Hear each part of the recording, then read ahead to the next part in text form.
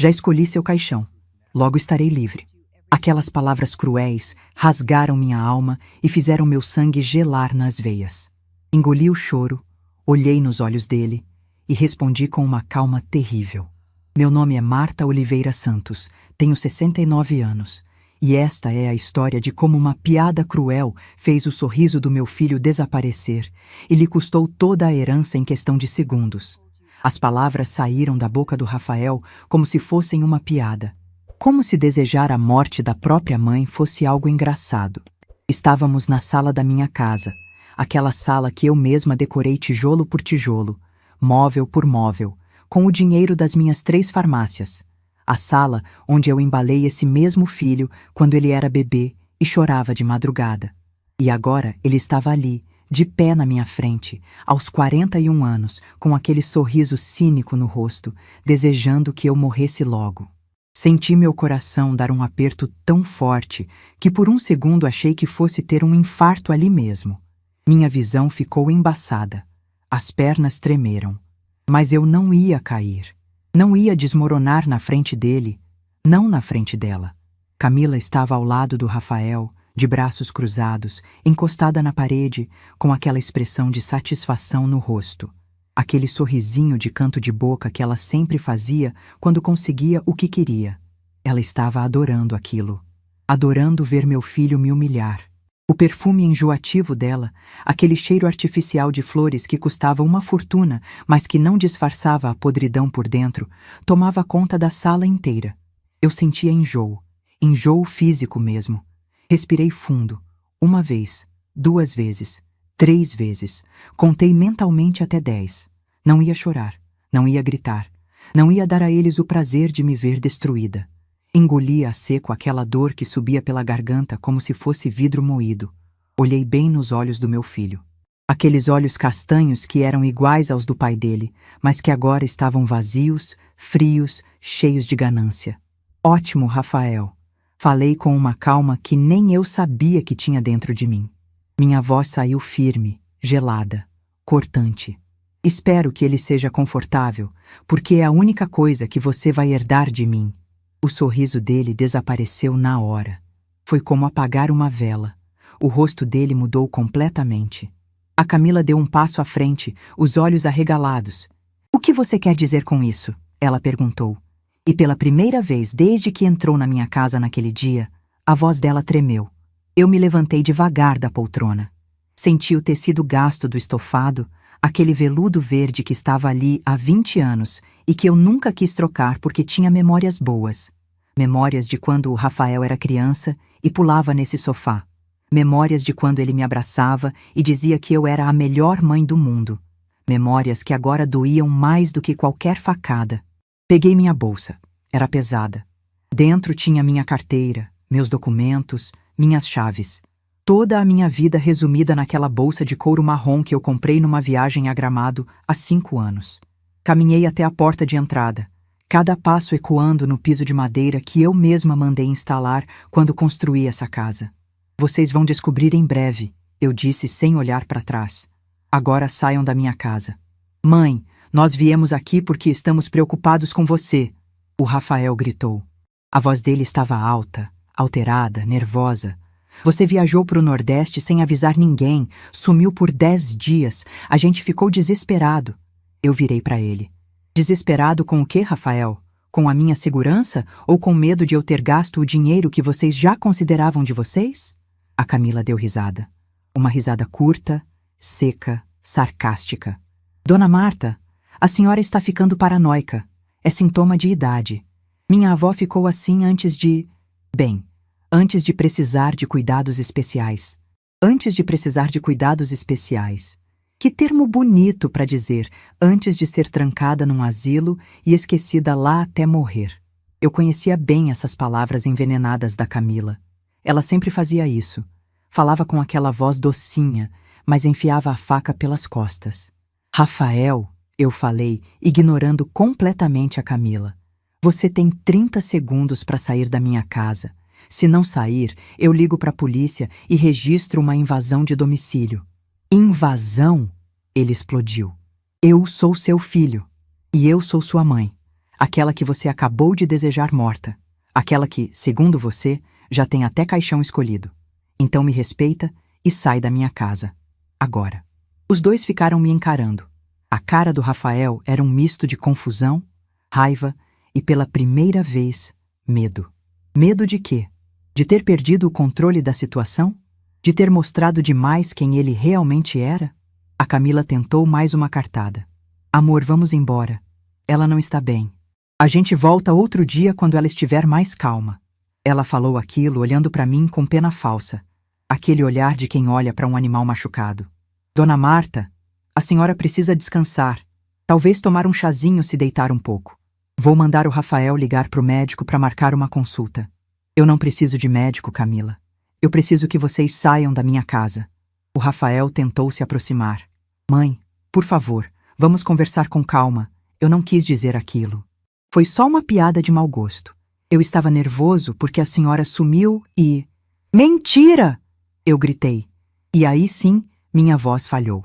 Sentei as lágrimas querendo sair, mas segurei. Ainda não.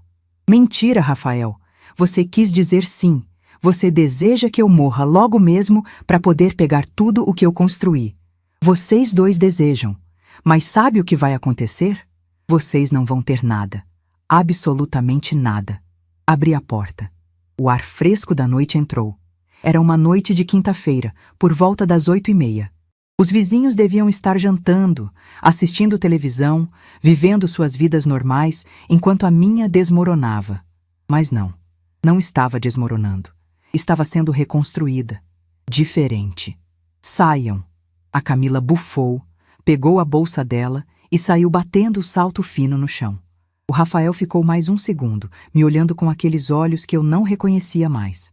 Você vai se arrepender, mãe, ele disse baixinho. Não tanto quanto você, respondi. Ele saiu. Eu fechei a porta e girei a chave na fechadura. O barulho da tranca entrando no lugar foi o som mais bonito que ouvi naquele dia. Encostei a testa na porta de madeira fria e finalmente deixei as lágrimas caírem. Chorei. Chorei muito. Chorei pelo filho que eu criei e que não existia mais. Chorei pelas noites em claro quando ele tinha febre e eu ficava ao lado dele fazendo compressa. Chorei pelas fraldas que troquei, pelas mamadeiras que preparei às 3 da manhã, pelas reuniões de escola que nunca perdi, pelo dinheiro que gastei na faculdade particular dele, porque ele não passou na federal. Chorei por tudo o que eu dei e que agora era jogado na minha cara como se não valesse nada. Mas depois de chorar, sentei no sofá e comecei a pensar. Pensar com clareza. Pensar com frieza. Eles achavam que eu era boba? Que era uma velhinha ingênua que ia deixar barato? Não. Eu tinha construído 3 farmácias do zero. Tinha negociado com fornecedores, com bancos, com funcionários difíceis. Tinha divorciado de um marido infiel e ficado com metade de tudo na justiça. Eu sabia lutar. E ia lutar. Levantei, lavei o rosto na pia da cozinha. A água gelada batendo na pele me acordou. Olhei pela janela. O quintal estava escuro, mas eu via as silhuetas das árvores que plantei quando mudei para essa casa há 18 anos. Uma mangueira, um limoeiro, uma jabuticabeira. Todas crescidas, fortes, dando frutos. Eu tinha cuidado delas. E elas tinham crescido. Mas o Rafael? Eu tinha cuidado dele a vida inteira. E ele tinha apodrecido por dentro. Nos dias seguintes, fiz minha rotina normal. Acordava às 6 da manhã, tomava café, lia jornal, fazia caminhada no parque. Mas minha cabeça estava trabalhando o tempo todo, prestando atenção, observando. O Rafael me ligou 2 vezes. Não atendi. Mandou mensagem. Não respondi. A Camila tentou me adicionar num grupo de WhatsApp da família. Saí na hora. E foi numa terça-feira, uma semana depois daquela discussão, que aconteceu. O Rafael tinha ido na minha casa buscar não sei o quê. Eu deixei ele entrar porque ainda tinha a chave reserva. Bobeira minha. Ele ficou uns 20 minutos, mexeu em algumas coisas, conversou comigo friamente sobre o tempo, sobre o trânsito, sobre nada. E foi embora. Mas esqueceu a pasta dele. Aquela pasta de couro preta que ele sempre carregava para todo lado. Eu ia ligar para avisar. Peguei o celular, disquei o número, mas aí pensei, por que ele esqueceu logo a pasta? O Rafael nunca esquecia nada. Ele era meticuloso, organizado, obsessivo com as coisas dele. Aquilo foi proposital? Um teste? Uma armadilha? Fui até a mesa onde a pasta estava. Fiquei olhando para ela por uns 5 minutos. Meu coração batia forte. Eu devia abrir? Não era invasão de privacidade? Mas ele era meu filho. Eu tinha direito de saber o que ele estava tramando contra mim, não tinha? Abri a pasta. Dentro tinha documentos. Muitos documentos. Organizados em pastas plásticas transparentes, tudo certinho, separado por clipes coloridos. Comecei a ler. E a cada página, meu coração gelava mais. Tinha um contato de uma clínica psiquiátrica particular. Um lugar caro, com endereço numa região nobre de São Paulo. Junto tinha um folder da clínica. Cuidados especializados para idosos com demência e Alzheimer. Tinha fotos de quartos limpos, jardins bonitos, enfermeiras sorridentes. Parecia um hotel, mas eu sabia o que era. Um depósito de gente velha. Tinha formulários jurídicos, pedido de interdição, requerimento de curatela. Palavras complicadas, juridiquês que eu não entendia direito, mas que eu sabia o significado geral. Eles queriam me declarar incapaz, me tirar o direito de administrar minha própria vida, meu próprio dinheiro. E tinha laudos médicos. 3 laudos. Todos com o mesmo diagnóstico: demência senil, avançada com perda de capacidade cognitiva e de discernimento. Paciente apresenta episódios de confusão mental, perda de memória recente, dificuldade de administrar finanças, comportamento errático. A assinatura era de um Dr. Henrique Fagundes. Eu nunca tinha ouvido falar desse médico, nunca tinha consultado com ele, nunca tinha feito nenhum exame. E ele estava dizendo que eu tinha demência avançada? Continuei lendo. Tinha um inventário. Uma lista completa dos meus bens. A casa nos Jardins, avaliada em R$ 2.500.000. As aplicações no banco, R$ 1.800.000. O carro, R$ 120.000. Joias, R$ 50.000. Total, R$ 4.470.000. Tudo ali, detalhado, calculado, como se eu já estivesse morta. E no fundo da pasta, um bilhete.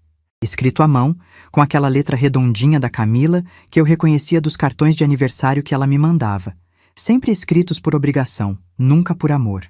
Amor, com ela interditada, assumimos tudo. Depois é só esperar a natureza seguir o curso. 2 anos no máximo. Aí vendemos a casa, quitamos nossas dívidas e finalmente vivemos do jeito que merecemos. Te amo, C. Deixei a pasta cair no chão. As folhas se espalharam pelo piso de madeira. Sentei na cadeira mais próxima.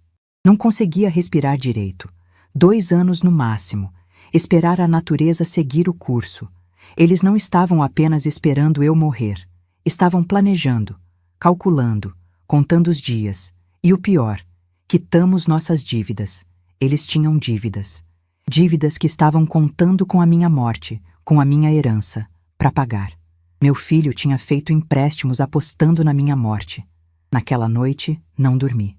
Fiquei sentada na sala, no escuro, olhando para o nada, pensando, planejando. Eles queriam me enterrar viva? Então, eu ia mostrar para eles o que uma mulher de 69 anos, com a mente lúcida e o coração partido, era capaz de fazer. Quando amanheceu, sexta-feira, 6 da manhã, liguei para o Dr. Otávio. Ele era meu advogado há 25 anos. Cuidou do meu divórcio, da venda das farmácias, de tudo. Um homem sério, competente, de confiança. Dona Marta, tudo bem? É cedo, aconteceu alguma coisa? Otávio, preciso falar com você. Urgente. Pode ser hoje? Claro. Às 9 no escritório? Estarei aí. Cheguei no escritório dele às 8h45. Não conseguia esperar. Levei a pasta do Rafael. Contei tudo. Mostrei os documentos, os laudos falsos, o bilhete. O Dr. Otávio foi lendo em silêncio, a expressão cada vez mais séria. Dona Marta, ele disse quando terminou, tirando os óculos e esfregando os olhos. A senhora não é a primeira mãe que atendo nessa situação. Infelizmente está virando comum.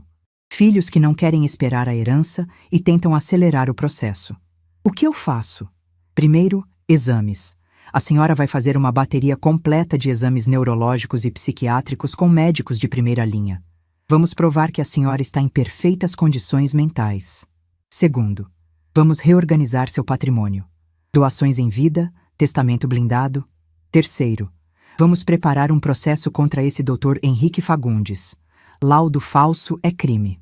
Quanto tempo leva? 2, 3 semanas para deixar tudo pronto. Então vamos começar agora. E começamos. Naquela mesma tarde, eu já estava no consultório da doutora Helena Parente, neuropsiquiatra renomada. Fiz testes de memória, de raciocínio lógico, de cognição, respondi questionários intermináveis, fiz ressonância magnética do cérebro. Tudo. Uma semana depois, fiz tudo de novo com outro médico, o Dr. Carlos Mendoza. E na terceira semana, com uma terceira profissional, a doutora Beatriz Fonseca. Todos chegaram na mesma conclusão: capacidade mental plena, nenhum sinal de demência, de Alzheimer, de nada. Minha mente estava lúcida, afiada, funcionando perfeitamente. Enquanto isso, o Dr. Otávio trabalhava nos documentos. Mudança de testamento, doações, usufruto vitalício. Termos que eu ia aprendendo conforme ele explicava. E a cada documento assinado, eu sentia um peso saindo das costas e uma força voltando para o peito. O Rafael sabe de alguma coisa? O Dr. Otávio perguntou. Não. Ele me ligou algumas vezes, mas não atendi. Mandou mensagem dizendo que esqueceu a pasta aqui. Eu disse que ia devolver um dia desses. Ele deve estar desesperado. Ótimo. Deixe ele suar frio. Agora, dona Marta, quando tudo estiver pronto, a senhora quer fazer o quê? Apenas mudar o testamento e esperar ou quer confrontar? Olhei nos olhos dele. Eu quero confrontar. Quero que ele saiba. Quero que ela saiba. Quero olhar na cara deles e mostrar que mexeram com a pessoa errada. Ele sorriu. Um sorriso triste, mas de respeito. Então vamos preparar uma reunião. Aqui no escritório. Convide os dois. Diga que quer fazer o testamento e que precisa conversar sobre o futuro. Eles vão vir correndo. Exatamente. Na quarta-feira da terceira semana, estava tudo pronto. Todos os documentos assinados, registrados em cartório, carimbados, oficiais, irreversíveis. Mandei uma mensagem para o Rafael. A primeira em 3 semanas. Rafael, preciso conversar com você e a Camila sobre assuntos importantes. Meu testamento e meu futuro. Quinta-feira, 15, no escritório do Dr. Otávio. Não faltem. A resposta veio em menos de 2 minutos. Claro, mãe. Estaremos lá. Que bom que a senhora quer conversar sobre isso. Vamos resolver tudo. Beijo. Beijo. Como se nada tivesse acontecido. Como se ele não tivesse desejado minha morte. Como se não tivesse tramado me trancar num hospício. A hipocrisia tinha cara e nome. Rafael Santos Almeida, meu filho. Na quinta-feira, acordei às 5 da manhã. Não tinha conseguido dormir direito. Me arrumei com calma. Escolhi uma roupa sóbria. Calça social preta, blusa branca, blazer cinza. Passei maquiagem. Nada exagerado, só o suficiente para não parecer abatida. Prendi o cabelo num coque baixo. Coloquei meu colar de pérolas, aquele que ganhei do meu pai quando me formei em administração há 45 anos atrás. Olhei no espelho. Uma mulher de 69 anos, forte, elegante, pronta para a guerra. Cheguei no escritório às 2h30. Meia hora de antecedência. O Dr. Otávio já estava lá, conferindo os documentos. A sala de reuniões estava preparada. Uma mesa grande de madeira escura, 6 cadeiras de couro, uma jarra de água, copos. E no centro da mesa, 2 pilhas de pastas. Uma com os documentos verdadeiros, outra com os documentos falsos do Rafael. Está pronta, dona Marta? Mais do que nunca. Às 3 horas em ponto, a secretária avisou.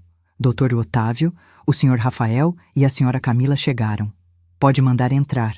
A porta se abriu. E lá estavam eles. Antes de continuar minha história, preciso saber. Vocês acham que eu exagerei? Será que fui longe demais ao cortar meu próprio filho da herança? Ou será que ele mereceu cada consequência? Deixem nos comentários o que vocês fariam no meu lugar. Agora deixa eu contar o que aconteceu depois. E lá estavam eles.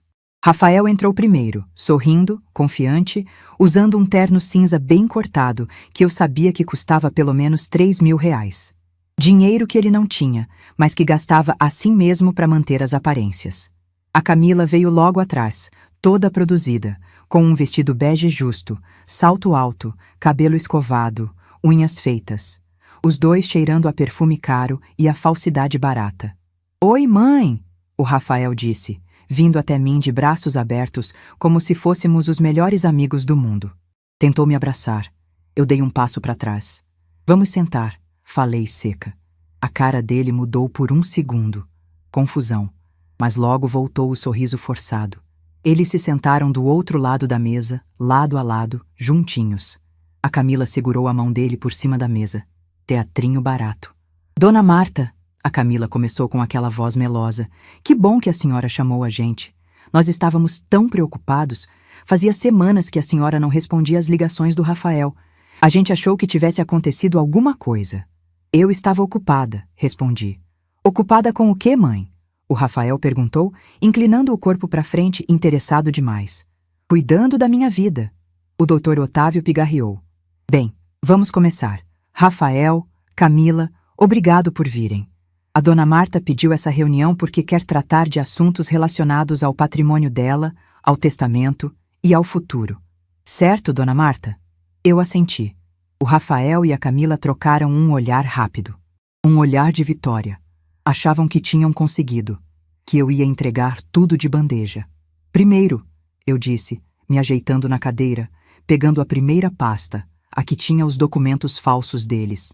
Já que vocês estão tão preocupados com minha saúde mental, com minha capacidade de administrar minha própria vida, resolvi tomar algumas providências. Abri a pasta devagar, saboreando cada segundo. Esses aqui, peguei 3 laudos grampeados. São laudos médicos de 3 psiquiatras diferentes, todos renomados, todos com CRM ativo. Doutora Helena Parente, Dr. Carlos Mendoza e Doutora Beatriz Fonseca. Fiz exames completos, testes neuropsicológicos, ressonância magnética. E sabe o resultado? Silêncio.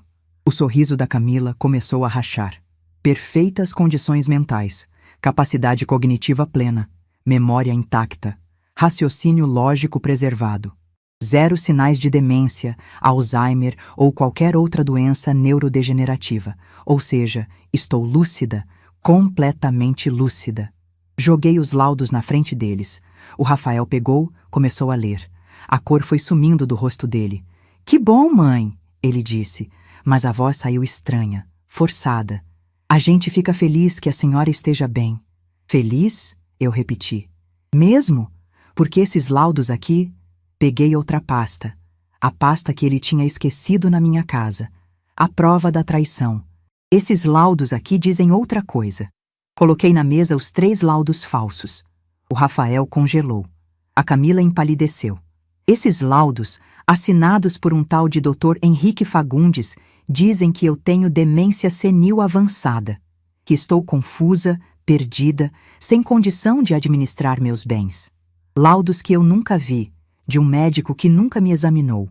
Laudos que estavam na sua pasta, Rafael. Aquela pasta que você esqueceu na minha casa há 3 semanas. O silêncio na sala era tão pesado que eu conseguia ouvir a respiração dela ficando rápida, ofegante. Mãe, eu posso explicar? O Rafael tentou. Pode explicar o quê? Levantei a voz pela primeira vez. Pode explicar por que você tem laudos médicos falsos sobre mim? Pode explicar por que tem formulários de interdição? Pode explicar esse bilhete aqui? Joguei o bilhete da Camila na mesa. Aquele bilhete maldito. Amor, com ela interditada, assumimos tudo. Depois é só esperar a natureza seguir o curso. 2 anos no máximo. Li em voz alta, devagar, deixando cada palavra ecoar na sala. 2 anos no máximo. Vocês estão contando os dias para eu morrer. A Camila começou a chorar. Aquele choro ridículo, dramático, com soluços exagerados. Dona Marta, a senhora não entendeu. Isso não é o que parece. Não é o que parece. Eu estava de pé agora, as 2 mãos apoiadas na mesa. Está escrito aqui, Camila, com a sua letra, com a sua assinatura no final. Te amo-se, você assinou sua sentença. O Rafael tentou falar. Mãe, a Camila estava preocupada porque a senhora anda fazendo muitas viagens, gastando muito dinheiro e a gente... E vocês o quê? Decidiram que sou louca? Decidiram me trancar num hospício? Me declarar incapaz? Tomar tudo o que eu construí? O doutor Otávio interveio. A voz calma, mas firme. Rafael, talvez seja melhor você ficar em silêncio. Porque tudo o que você disser pode ser usado contra você. Falsificação de documento médico é crime previsto no artigo 299 do Código Penal. Dá de 2 a 6 anos de reclusão. Tentativa de interdição indevida também é crime. A dona Marta poderia, neste exato momento, pegar essas provas e levar ao Ministério Público. O rosto do Rafael ficou branco. Branco igual papel. Mas eu não vou fazer isso, eu disse sentando de novo. Sabe por quê? Porque eu sou sua mãe. E por mais que você tenha me traído, me humilhado, desejado minha morte, eu não vou te colocar na cadeia. Mas também não vou deixar você me roubar. Mãe, a gente não ia roubar nada, ele tentou. Mentira! Vocês iam me interditar, me jogar num asilo e tomar controle de tudo. 4.470.000 reais, não é? Esse é o valor total dos meus bens, segundo o inventário que você fez. Está tudo aqui, detalhado. A casa, as aplicações, o carro, até as joias. Abri outra página da pasta dele. E tem mais. Vocês têm dívidas. Quitamos nossas dívidas, diz o bilhete. Quanto vocês devem, Rafael? Quanto você apostou na minha morte? Ele baixou a cabeça. Não respondeu. Mas a Camila, sempre a Camila, tentou reverter. Dona Marta, a senhora está distorcendo tudo. Nós só queríamos proteger a senhora. A senhora está ficando velha, vulnerável, pode ser enganada por golpistas, pode... Golpistas como vocês. Ela parou de falar. O Dr. Otávio abriu outra pasta. A pasta final. A pasta da execução.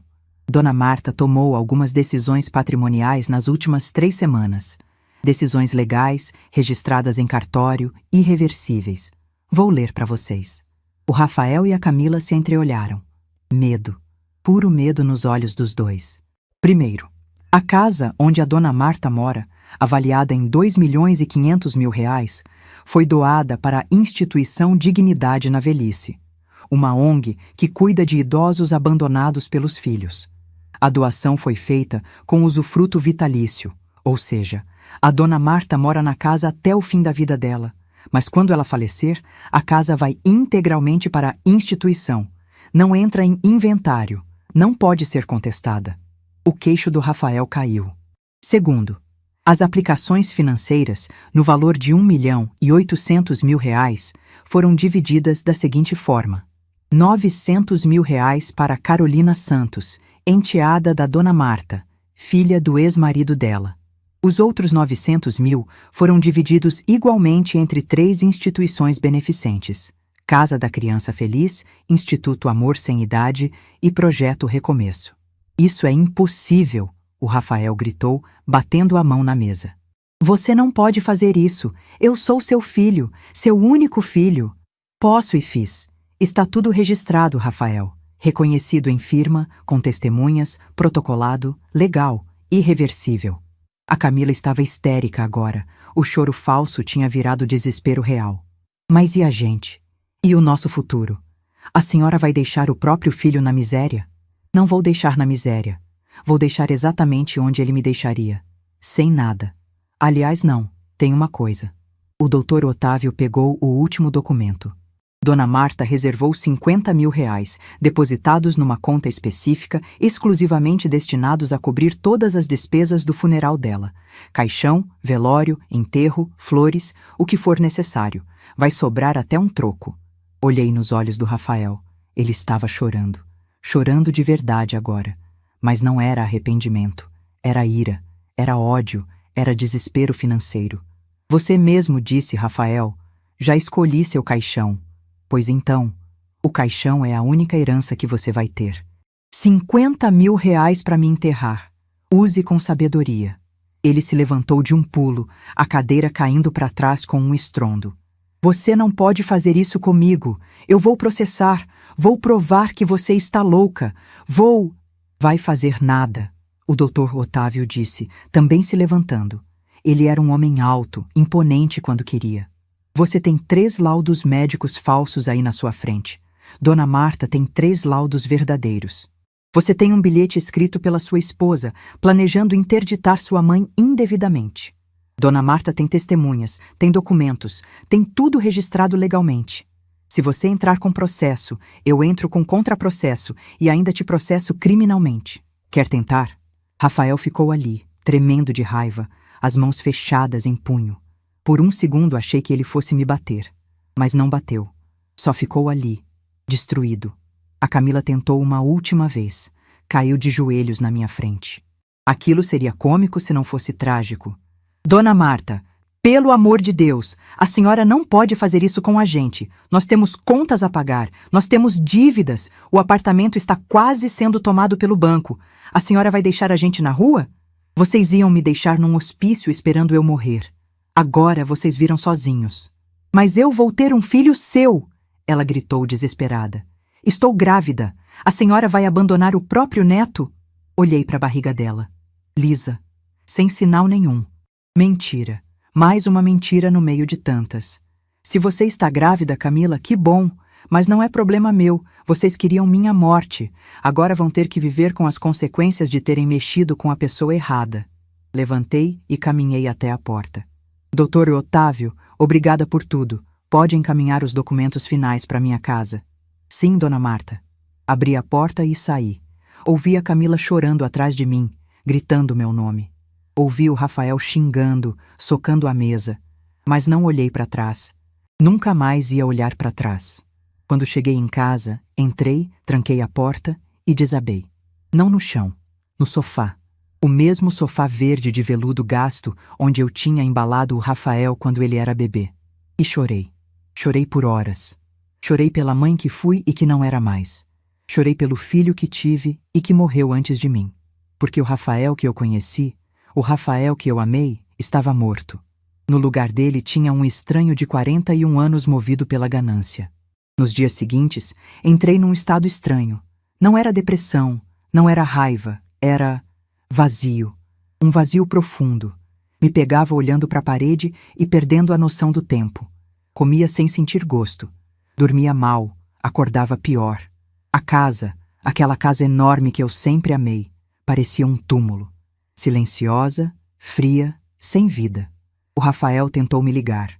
32 chamadas não atendidas. Mandou mensagens, algumas implorando perdão, outras me ameaçando de processo. Bloqueei o número dele.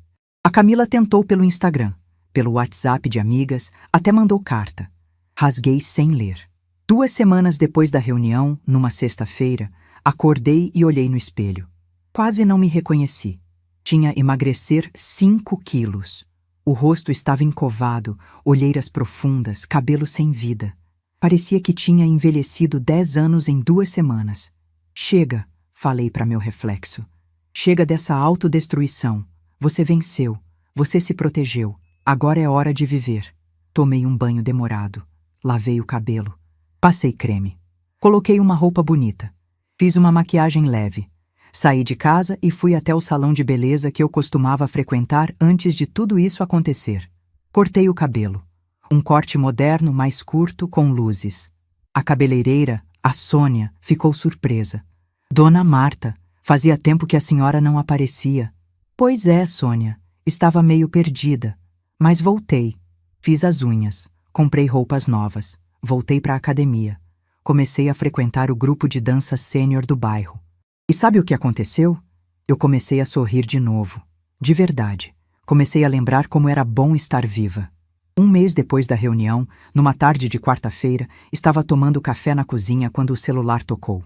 Número desconhecido. Atendi com desconfiança. Alô? Tia Marta? É a Carolina. Carolina, a enteada. A filha do meu ex-marido com outra mulher. Uma moça linda, de 32 anos, médica pediatra. Eu sempre gostei dela. Sempre foi respeitosa, carinhosa, mesmo depois do divórcio. Carol! Que surpresa! Tudo bem? Tudo sim. Tia, eu liguei porque... Bem, o Dr. Otávio entrou em contato comigo sobre uma doação que a senhora fez. Eu fiquei... Eu não sei o que dizer. Você merece, Carol. Sempre me tratou bem. Sempre foi família de verdade. Tia, eu não preciso desse dinheiro. Eu trabalho, ganho bem. Eu sei.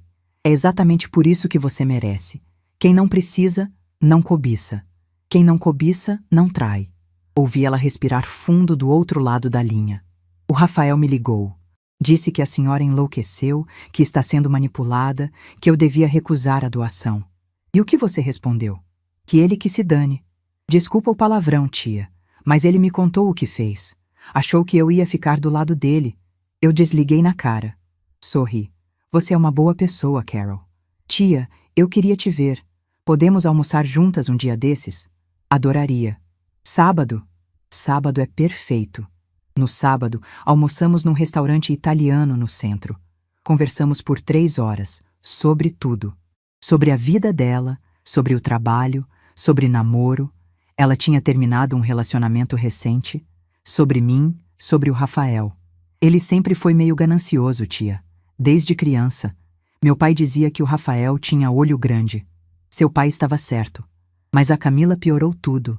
Ela é perigosa. Era. Agora não é mais. Não tem mais poder sobre nada. Carol pegou na minha mão. Tia, eu quero que a gente se veja mais. Sempre gostei de você. Você é mais mãe para mim do que minha mãe biológica. Segurei a mão dela de volta. E ali, naquele restaurante, naquele sábado ensolarado, eu entendi. Família não é sangue. É respeito. É amor. É presença. 2 semanas depois, numa tarde de terça, estava eu organizando papéis velhos no escritório da casa quando achei um envelope antigo. Era do banco. Abri. Extrato de conta. Uma conta que eu tinha esquecido que existia. Uma poupança que abri quando o Rafael nasceu, 41 anos atrás, e que alimentei por anos com depósitos pequenos. Depósitos que com o tempo e os juros tinham virado R$196 mil. Fiquei olhando para aquele número. Era para ser a surpresa de formatura dele, ou de casamento, ou de primeiro filho. Era para ser um presente, uma ajuda, um empurrão. Mas agora aquele dinheiro significava outra coisa. Significava quanto tempo, quanto esforço, quanto amor eu tinha colocado num filho que me traiu. Mas então pensei, esse dinheiro não é dele, nunca foi, é meu. Eu trabalhei por ele. E vou usá-lo do jeito que eu quiser. Transferi os R$196 mil para a instituição de idosos abandonados. A mesma que ia receber minha casa um dia. E quando a presidente da ONG me ligou, chorando de emoção, dizendo que aquele dinheiro ia reformar o refeitório e comprar equipamento hospitalar, eu soube que tinha feito a coisa certa. 3 meses depois da reunião no escritório, uma manhã de sábado, resolvi ir ao supermercado. Estava no corredor de cereais quando vi. De longe, mas era inconfundível. O Rafael, sozinho, empurrando um carrinho, olhando para os produtos com aquela cara de quem está calculando cada centavo. Ele estava diferente, mais magro. O terno caro tinha sido substituído por uma camiseta simples e jeans. O cabelo estava despenteado, precisando cortar. Ele parecia pequeno, diminuído. Pensei em sair, em evitar o confronto. Mas aí ele me viu. Nossos olhos se encontraram.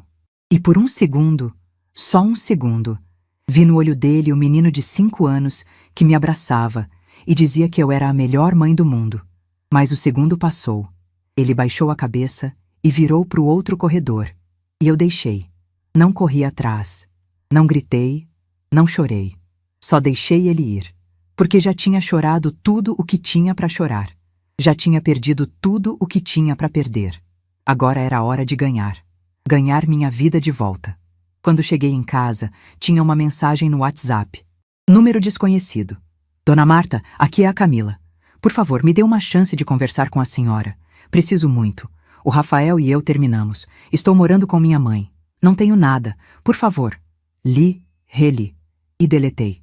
Porque perdão precisa ser merecido. E arrependimento motivado por consequência não é arrependimento.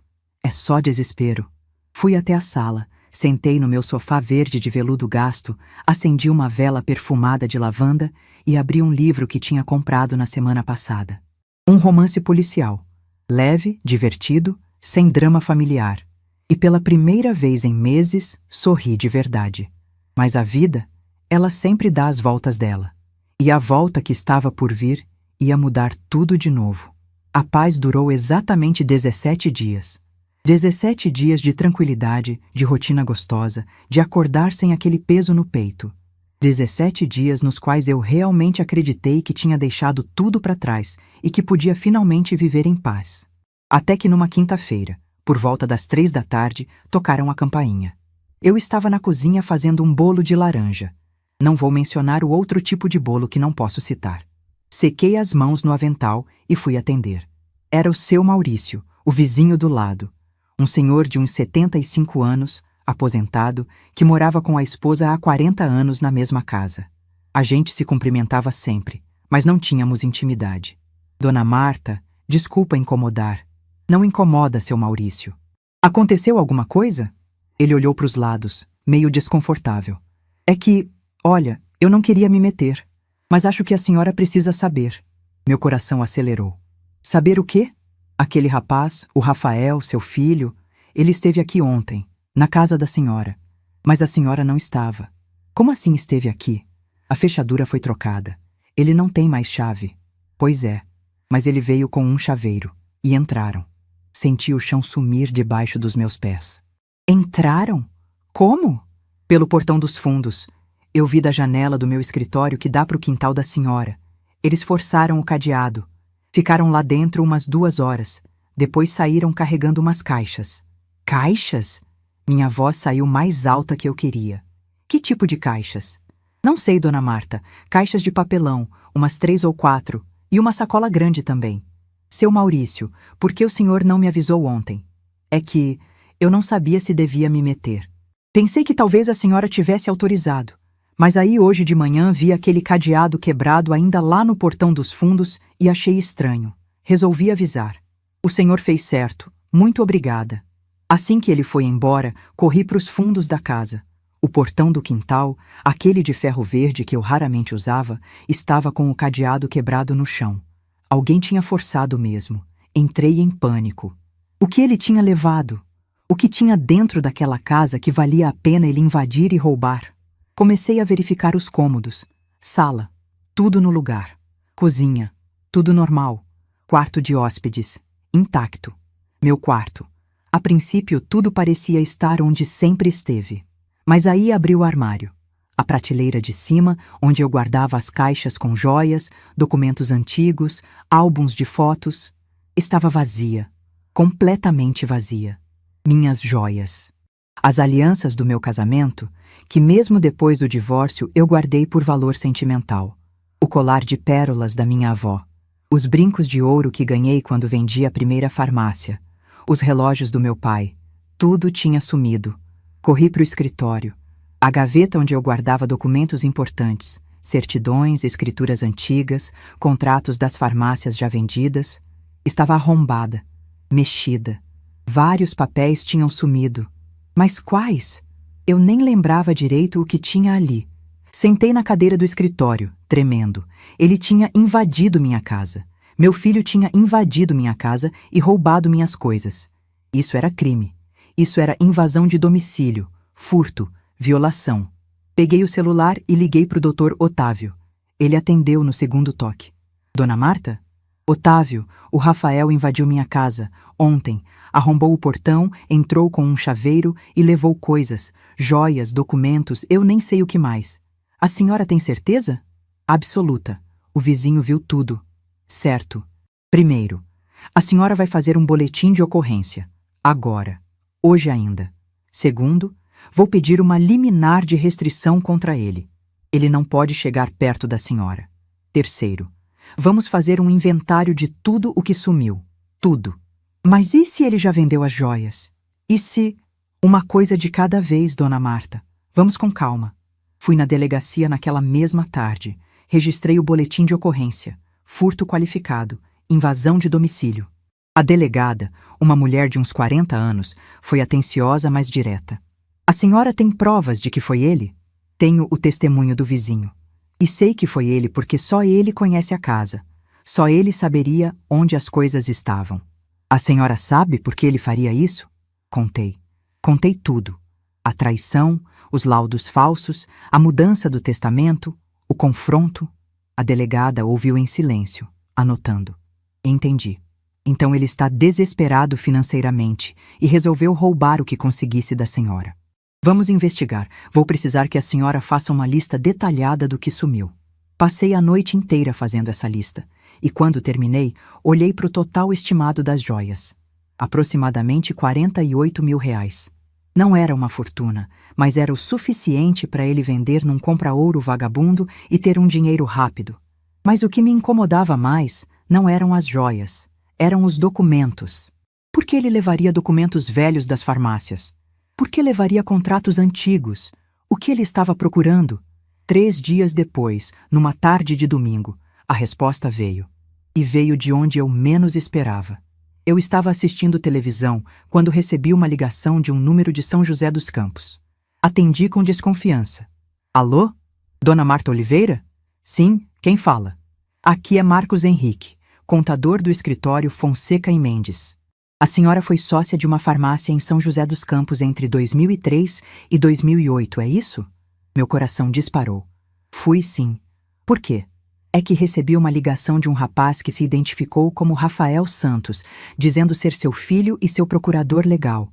Ele pediu uma cópia dos contratos de dissolução da sociedade daquela farmácia. Ele não é meu procurador, gritei. Ele não tem procuração nenhuma, ele está mentindo. Foi o que eu pensei. Por isso liguei para a senhora. Ele foi muito insistente, disse que a senhora estava com problemas de saúde e que ele estava cuidando dos negócios. Ele está mentindo. Estou perfeitamente lúcida, e ele não tem autorização minha para nada. Imagei. Só queria confirmar com a senhora. Não vou passar nenhuma informação para ele. Fique tranquila. Obrigada, Marcos. Muito obrigada. Desliguei e fiquei pensando. Por que ele queria os contratos da farmácia de São José dos Campos? O que ele estava procurando? Liguei para o doutor Otávio e contei. Dona Marta, ele está procurando brechas. Está procurando alguma coisa que ele possa usar para contestar as doações. Algum documento, alguma dívida antiga, alguma coisa que prove instabilidade financeira da senhora. Mas não tem nada. Tudo foi quitado, tudo foi vendido legalmente. Eu sei. Mas ele está desesperado.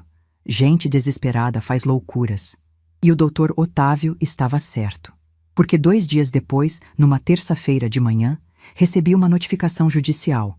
O Rafael estava entrando com um processo de anulação das doações, alegando que eu estava sob coerção psicológica no momento em que assinei os documentos. Coerção psicológica. Aquilo seria engraçado se não fosse revoltante. Liguei para o Dr. Otávio imediatamente. Ele veio até minha casa naquela tarde mesmo com uma equipe de advogados. 3 pessoas sentadas na minha sala, analisando o processo que o Rafael tinha movido. É uma tentativa desesperada. O advogado mais novo, Dr. Bruno, explicou. Ele não tem provas, mas vai tentar arrastar isso na justiça esperando que a senhora desista ou faça um acordo. Eu não vou desistir, e não vou fazer acordo nenhum. Ótimo. Então vamos nos preparar. Precisamos de mais provas de que a senhora estava lúcida. Testemunhas, documentos, tudo. Foi nesse momento que o Dr. Otávio teve uma ideia. Dona Marta, a senhora gravou aquela reunião no escritório? Não. Por quê? Porque seria a prova perfeita. Mas não tem problema. Vamos produzir outras provas. Durante as semanas seguintes, foi uma correria. Entrevistaram meus vizinhos, minhas amigas, a professora da dança sênior, o gerente do banco, todos atestando que eu estava perfeitamente lúcida, ativa, independente. Mas eu sabia que isso não bastaria. O Rafael era inteligente, manipulador.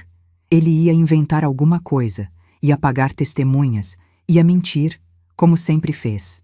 E foi numa noite, não conseguindo dormir, que tive uma ideia. Uma ideia que mudaria tudo. Peguei o celular e liguei para Carolina. Tia Marta, tudo bem? São 11 da noite. Carol, desculpa ligar tarde, mas preciso te pedir uma coisa. Claro, tia. O que foi? Você consegue informações sobre o Rafael? Sobre a vida financeira dele, as dívidas, o que ele anda fazendo? Silêncio do outro lado. Tia, isso é meio invasivo. Por quê? Porque ele está me processando e eu preciso me defender.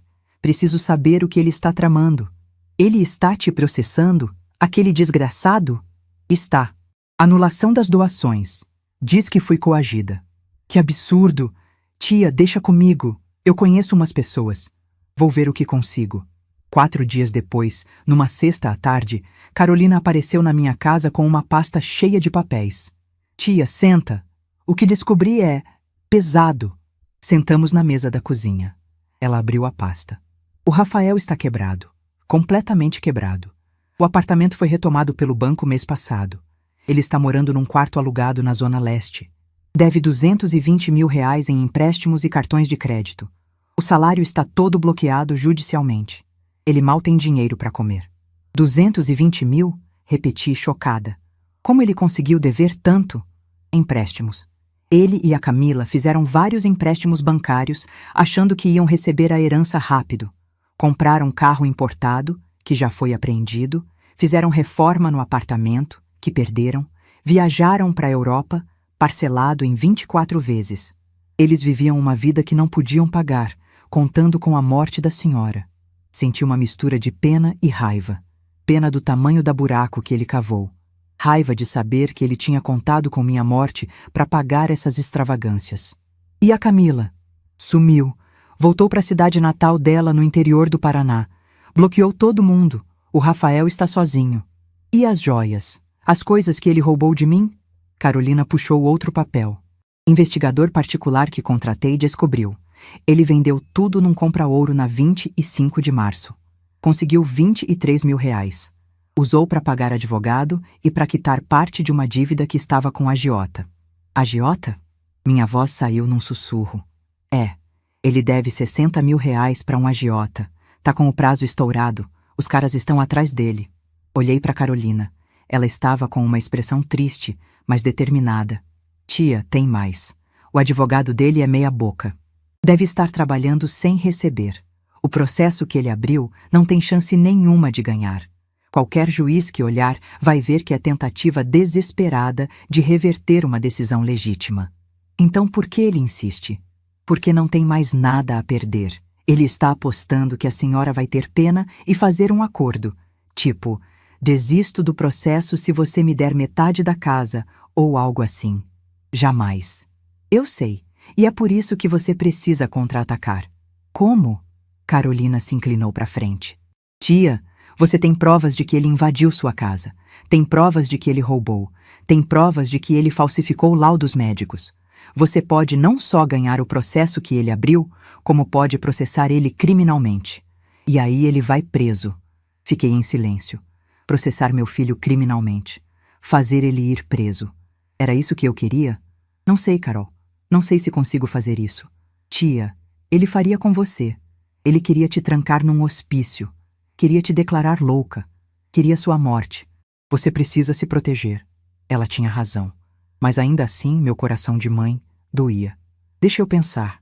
Passei o fim de semana inteiro pensando. Remoendo, chorando, orando. E no domingo à noite, tomei minha decisão. Segunda-feira de manhã, liguei para o Dr. Otávio. Otávio, quero que você prepare uma contraofensiva. Quero processar o Rafael por invasão de domicílio, furto qualificado, falsificação de documento e tentativa de interdição ilegal. Quero que ele pague pelo que fez. Tem certeza, dona Marta? Absoluta. Ele cruzou todas as linhas. Não é mais sobre dinheiro. É sobre dignidade. É sobre mostrar que não pode destruir as pessoas e sair impune. Certo. Vamos preparar tudo. Vai levar umas 2 semanas. Perfeito. 2 semanas depois, numa quarta-feira, às 10 da manhã, o Rafael foi notificado de 3 processos criminais: invasão de domicílio, furto qualificado, falsificação ideológica de documento público. Penas que, somadas, poderiam chegar a 12 anos de prisão.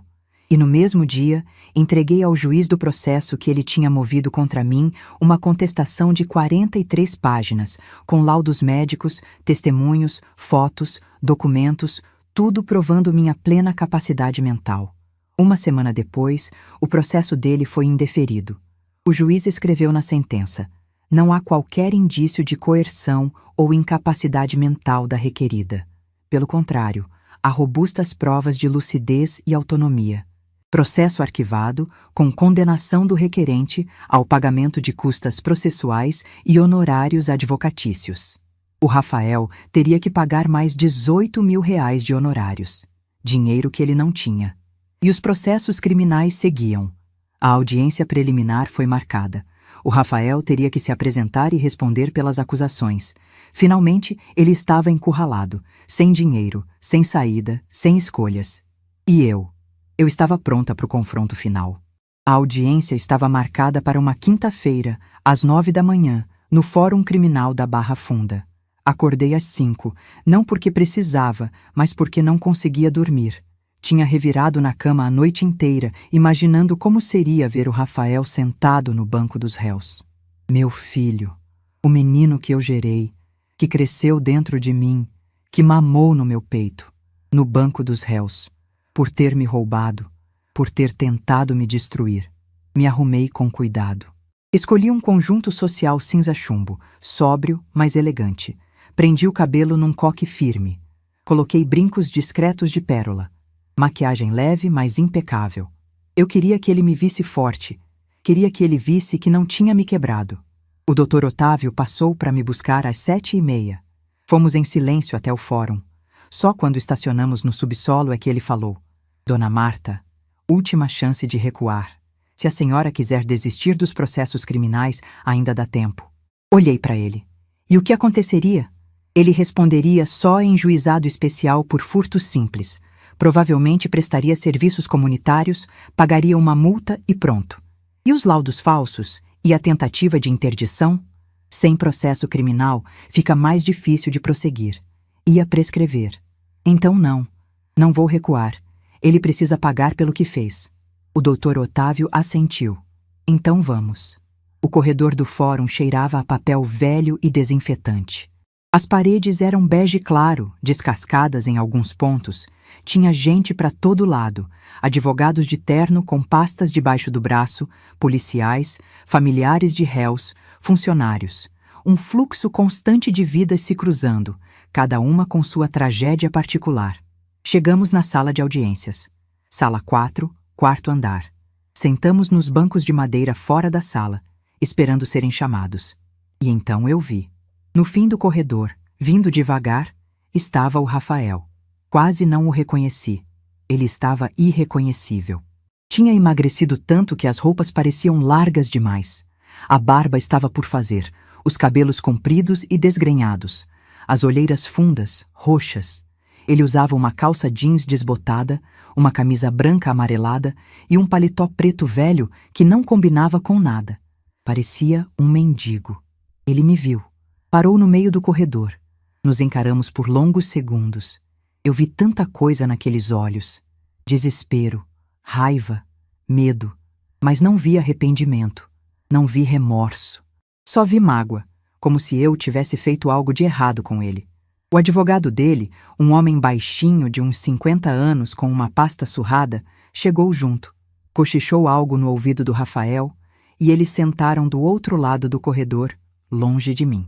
Às 9h05, a porta se abriu e o oficial de justiça chamou. Processo 012784332024. Marta Oliveira Santos versus Rafael Santos Almeida. Entramos na sala. Era pequena, fria, com ar-condicionado fazendo barulho. A juíza era uma mulher de uns 45 anos, cabelo preso, expressão séria. Ela olhou os papéis, olhou para mim, olhou para o Rafael. Bom dia, vamos começar. Doutor Otávio, a senhora pode apresentar os fatos? O doutor Otávio se levantou e, com uma calma cirúrgica, começou a narrar. A tentativa de interdição, os laudos falsos, a invasão de domicílio, o furto das joias, tudo documentado, tudo provado. A juíza ouvia em silêncio, folheando os documentos. Quando o doutor Otávio terminou, ela se virou para o advogado do Rafael. Doutor Henrique, defesa? O advogado pigarreou. Ele estava nervoso, suando. Meritíssima, meu cliente alega que os itens retirados da residência da genitora eram, na verdade, pertences pessoais dele que estavam guardados lá. Não houve furto. E quanto aos laudos médicos, foram obtidos de boa fé, sem intenção de falsificação. A juíza ergueu uma sobrancelha. De boa fé?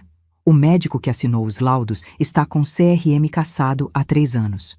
Como seu cliente obteve laudos assinados por um médico sem registro? O advogado ficou sem palavras. Meritíssima, meu cliente não sabia disso. Não sabia, a juíza repetiu sem acreditar. Ela olhou para o Rafael. Senhor Rafael, o senhor gostaria de dizer alguma coisa? O Rafael se levantou. As mãos tremiam. Meritíssima, minha mãe está sendo manipulada. Ela tem 70 anos. 69, eu corrigi. Alto. Ele me olhou com raiva. 69, ela está vulnerável. O advogado dela convenceu ela a fazer essas doações absurdas, a me tirar da herança, a me processar. Ele quer o dinheiro dela para ele. Isso é uma acusação grave, a juíza disse. Tem provas? Meritíssima, me deixe falar com minha mãe. Por favor, só 5 minutos. Eu posso provar que ela está sendo manipulada. A juíza olhou para mim. Senhora Marta, a senhora aceita conversar com seu filho? Todos os olhos da sala se viraram para mim. O Dr. Otávio cochichou. A senhora não é obrigada. Mas eu queria. Eu queria ouvir o que ele tinha a dizer. Queria olhar nos olhos dele e ouvir as mentiras saindo da boca dele. Aceito. A juíza indicou uma salinha ao lado. 5 minutos. O oficial vai ficar na porta. Entramos na salinha. Era minúscula, com uma mesa e 2 cadeiras. Sentamos um de frente para o outro. O oficial fechou a porta, mas ficou do lado de fora, olhando pelo visor de vidro. O Rafael respirou fundo. E então, para minha surpresa, começou a chorar. Mãe, me perdoa. Me perdoa por tudo. Eu errei. Eu fui um idiota. Eu deixei a Camila me manipular. Eu fui ganancioso. Eu fui um filho horrível. Mas eu te amo. Eu sempre te amei. Olhei para ele, para aquele choro, para aquelas lágrimas escorrendo pelo rosto magro, e senti nada, absolutamente nada. Rafael, você não me ama. Você ama meu dinheiro. Não, mãe, não é verdade. Você disse que já tinha escolhido meu caixão, que logo estaria livre. Você desejou minha morte. Foi uma piada idiota. Eu estava nervoso. Eu não quis dizer. Você quis. E depois tentou me declarar louca, me trancar num hospício, roubar tudo o que eu construí. Ele pôs as mãos no rosto, soluçando. Eu estava desesperado, mãe. Eu devo um dinheiro que não posso pagar. Eles vão me matar se eu não pagar. Então era isso. Ele não estava arrependido. Estava desesperado, com medo. Não de me perder, de morrer. Quanto você deve? Ele levantou o rosto, os olhos vermelhos, inchados. 60 mil reais, pro agiota. Ele me deu mais 2 semanas. Se eu não pagar, eles disseram que vão quebrar minhas pernas.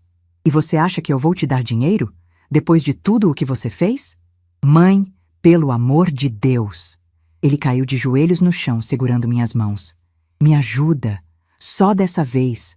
Eu pago tudo de volta, eu juro. Eu vou trabalhar, eu vou me endireitar, eu vou... Rafael, eu disse, e minha voz saiu gelada. Levanta do chão. Mãe, por favor. Eu sou seu filho, seu único filho. Você não pode me abandonar. Eu não te abandonei. Você me abandonou, gritei levantando. Você me abandonou no dia que escolheu o dinheiro ao invés de mim. No dia que assinou laudos falsos. No dia que invadiu minha casa e roubou as joias da minha avó. Eu vou devolver. Eu vou achar um jeito de comprar tudo de volta. Com que dinheiro? Você não tem nada. Ele ficou ali, de joelhos no chão, chorando. E eu olhei para ele e vi com clareza. Esse homem não era mais meu filho. Era um estranho que por acaso tinha meu sobrenome e meu DNA. Rafael, eu não vou te dar um centavo. Você vai ter que resolver seus problemas sozinho, como eu sempre resolvi os meus, sem contar com ninguém. Mas eu sou seu filho. E eu era sua mãe, até você decidir que não era mais. Bati na porta. O oficial abriu. Saan, sem olhar para trás. Voltamos para a sala de audiências. A juíza olhou para mim, depois para o Rafael, que entrou atrás cambaleando, destruído. Conseguiram conversar? Sim, meritíssima, respondi. Não mudou nada. Ela assentiu. Muito bem. Vou analisar o processo e dar minha sentença em 15 dias. Estão liberados. Saímos do fórum. Do lado de fora, no sol quente da manhã, o Dr. Otávio me olhou. A senhora está bem? Estou. Pela primeira vez em meses, estou bem. 15 dias depois, a sentença saiu. Rafael Santos Almeida foi condenado por invasão de domicílio e furto, qualificado a 2 anos e 4 meses de reclusão, regime semiaberto, com direito a recorrer em liberdade. Também foi condenado a pagar uma indenização de R$ 96 mil, o dobro do valor das joias roubadas, por danos morais e materiais. Ele recorreu. Perdeu. Teve que começar a cumprir pena. 3 semanas depois da sentença, numa tarde de terça, eu estava em casa quando a campainha tocou. Fui atender. Era uma mulher de uns 40 anos, magra, com cara de cansada. Senhora Marta Oliveira? Sim. Sou oficial de justiça. Vim entregar isso. Ela me deu um envelope. Era uma carta. Do Rafael. Escrita à mão, da penitenciária. Fiquei olhando para o envelope. Abrir ou não abrir? Ler ou jogar fora? Abri. Mãe, estou preso. Estou pagando pelos meus erros. Mas quero que saiba. Eu nunca quis que chegasse nesse ponto. Eu te amava. Ainda amo. Um dia, quando você se for, vou me arrepender de não ter sido o filho que você merecia. Mas vai ser tarde demais. Espero que seja feliz. Espero que aproveite o dinheiro que protegeu de mim. E espero, do fundo do meu coração, que um dia consiga me perdoar. Seu filho, Rafael. Dobrei a carta, coloquei de volta no envelope e joguei no lixo, porque perdão não é obrigação, e arrependimento tardio não desfaz a dor que foi causada. Mas a vida sempre reserva surpresas. E a última surpresa estava por vir. 6 meses depois da sentença do Rafael, minha vida tinha se transformado completamente, e de um jeito que eu nunca imaginei. A casa, aquela casa enorme dos jardins que um dia foi palco de tanta dor, agora estava cheia de vida de novo. Mas uma vida diferente.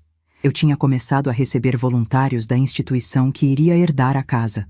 Eles vinham 2 vezes por semana para fazer oficinas de artesanato, rodas de conversa, tardes de cinema. Idosos de toda a região participavam. E minha casa, que antes era um túmulo de silêncio, virou um centro de convivência. Eu mesma participava das atividades. Fiz amigas. Dona Teresa, 72 anos, que fazia crochê e me ensinou a fazer mandalas coloridas. Seu Antônio, 80 anos, viúvo, que tocava violão e cantava músicas antigas. Dona Lídia, 66, professora aposentada, que criou um clube de leitura. Gente boa. Gente que vivia de verdade, sem falsidade, sem ganância. A Carolina virou presença constante na minha vida. Almoçávamos juntas todo domingo. Ela me contava sobre o trabalho na pediatria, os pacientes pequenos que ela atendia, as mães nervosas, os diagnósticos difíceis.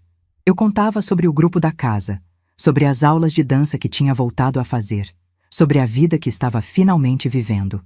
Tia, ela disse num desses domingos, enquanto comíamos um risoto de alho poró que eu tinha preparado. Você está radiante. Rejuvenesceu uns 10 anos. Sorri.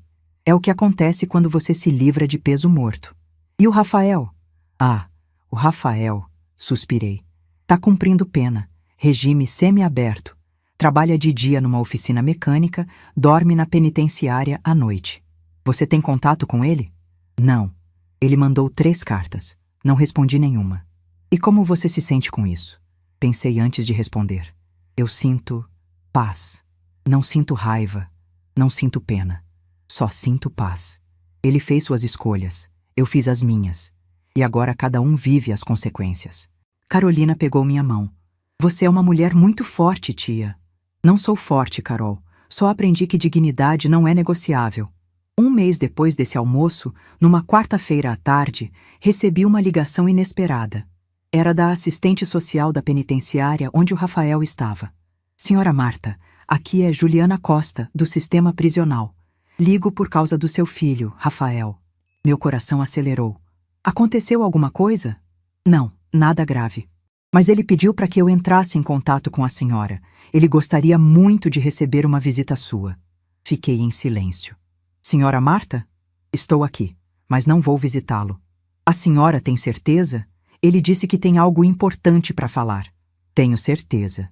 Se ele tem algo importante para falar, pode escrever uma carta. Mas não garanto que vou ler. Desliguei. E pela primeira vez, senti uma pontada no peito. Culpa? Pena? Não sabia. Mas afastei o sentimento. Eu tinha direito de escolher não ter contato com quem me machucou. Isso não me fazia má pessoa. Me fazia uma pessoa que se respeitava. 2 meses depois, Camila reapareceu. Ligou de um número desconhecido no meio de uma tarde de sábado. Dona Marta, é a Camila. Por favor, não desligue. Pensei em desligar, mas a curiosidade falou mais alto. O que você quer? Eu queria pedir desculpas, de coração. Eu fui uma pessoa horrível com a senhora. Eu manipulei o Rafael, eu coloquei ideias na cabeça dele, Você está pedindo desculpas ou está pedindo dinheiro? Silêncio. É o que eu pensei. Falei. Camila, você e o Rafael fizeram escolhas. Vocês apostaram na minha morte para viver uma vida de luxo. Vocês perderam. Agora cada um segue seu caminho. Mas eu mudei, Dona Marta. Eu voltei para minha cidade, comecei a trabalhar de novo, tô reconstruindo minha vida. Eu só queria fazer as pazes com a senhora. Fazer as pazes não muda o passado, e não muda o que vocês fizeram. Eu te desejo boa sorte na sua vida nova. Mas longe de mim. Desliguei. E bloqueei o número. 3 meses depois desses episódios, numa manhã de setembro, acordei com o sol entrando pela janela do quarto. Era um dia lindo, céu aberto, temperatura agradável. Levantei, tomei banho, me vesti, tomei café. E enquanto estava sentada na varanda lendo o jornal, o portão se abriu. Era a Carolina. Mas ela não estava sozinha. Tinha um homem com ela. Um senhor de uns 60 e poucos anos, cabelos grisalhos, sorriso gentil. Tia, trouxe uma surpresa para você. Desci da varanda. Carol, quem é esse? O homem estendeu a mão. Senhora Marta, muito prazer. Sou Pedro Alcântara. Sou amigo da Carolina e...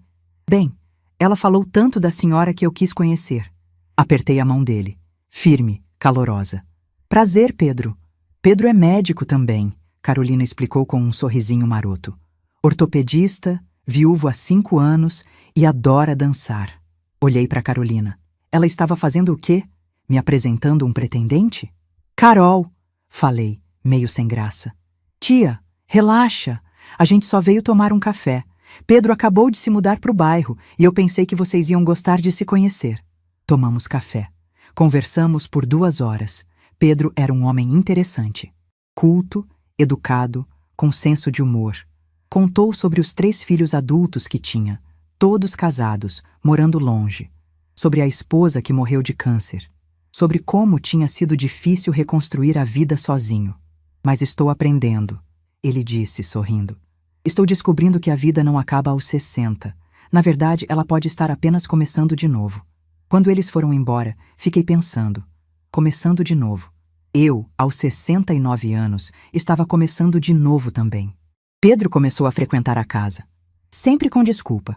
Trazia um bolo que tinha comprado, vinha devolver um livro que eu emprestei, passava para ver se eu precisava de algo. E aos poucos, foi ficando. Foi se tornando presença. Foi se tornando importante.